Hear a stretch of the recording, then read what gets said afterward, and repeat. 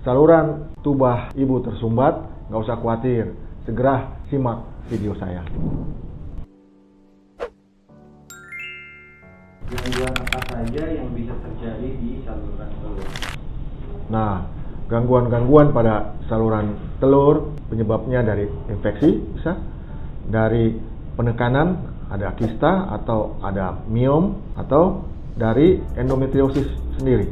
Jadi keaktifan mobilitas dari tuba terganggu karena adanya endometriosis di sekitarnya.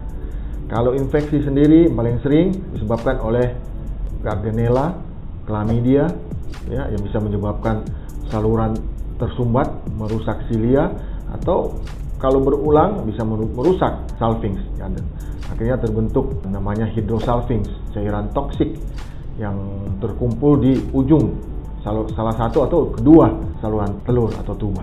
Penekanan yang paling sering disebabkan oleh pembesaran dari kista ovarium bisa kiri atau kanan yang menyebabkan penekanan dari saluran tuba itu sendiri. Jadi kalau penanganan masalah pada gangguan tuba, ya tergantung dari hal-hal yang penyebab dari gangguan tuba itu sendiri. Kalau infeksi, misalnya terbentuk hydrosalvings, ya kita akan lihat sampai seberat apa hydrosalvings yang terjadi. Nah, biasanya kita lakukan SA atau salpingectomy aja. Nah, setelah itu, karena saluran tuba yang unilateral itu baik, ya kita biasanya kembali ke natural atau inseminasi. Kalau dua-duanya mau nggak mau kita lakukan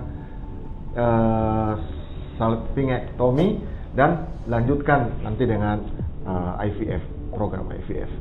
Apakah kalau usianya sudah tua dengan gangguan satu tuba masih bisa kembali lagi dengan inseminasi dan alami, dok? Ya, saya selalu melihat berapa lama usia pernikahan, itu pertama. Yang kedua, usia pada saat datang ke klinik. Kalau di usia di atas 40 tahun, ngapain lagi kita alami ya? Pasti juga kita lakukan program teknologi berbantu aja dengan IVF.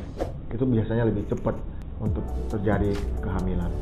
Kalau untuk gangguan tuba, profil seperti apa sih, dok, yang paling tepat menurut dokter? Kalau hanya salah satu tuba yang tersumbat dan usia masih muda, kita tangani sumbatan itu. Kalau sumbatannya karena hydrosalvings, kita harus bereskan hydrosalvings, karena itu sumber infeksi yang mengganggu kalau untuk lakukan tindakan-tindakan penanganan fertilitas. Tapi kalau bukan karena hydrosalvings, mungkin karena kista, kita lakukan kistektomi. Setelah itu, karena usia masih muda, mungkin bisa alamiah. Mungkin juga kita percepat dengan inseminasi. Ya, jadi banyak faktor yang menentukan, ya tidak selalu langsung dengan program IVF. Tapi saya selalu melihat situasi dari Pak Sutri, pasangan suami istri. Ya, jadi kalau memang usia perkawinannya udah lama, ya, dan ternyata ditemukan masalah di tuba, ya bisa aja saya langsung anjurkan untuk IVF. Dokter, kalau kami ada masalah gangguan saluran telur, dok, bisa nggak dok berobat di klinik teratai? Bisa nggak klinik teratai melakukan yang tadi dokter sebutkan? Iya, sejak berdiri klinik teratai dari 2007, masalah ini sudah sering kita temukan ya. Jadi semua masalah setelah diidentifikasi dan tarik kesimpulan diagnosis, rata-rata kita bisa nangani. Apalagi hanya masalah tuba, salah satu karena tuba ada dua, nah itu mungkin setelah ditangani kita bisa mulai program kehamilan. Kesimpulan dari pembicaraan saya tadi mengenai masalah tuba, Pak Sutri, kaum ibu, jika terdapat masalah dari fertilitas atau kesuburan, segeralah untuk memeriksa.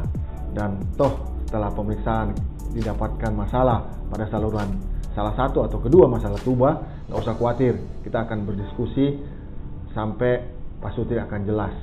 Dan toh kalau memang harus dilakukan pemotongan saluran tuba, nggak usah khawatir juga, masih ada salah satu yang berfungsi dan cukup banyak keberhasilan kehamilan dengan satu tuba.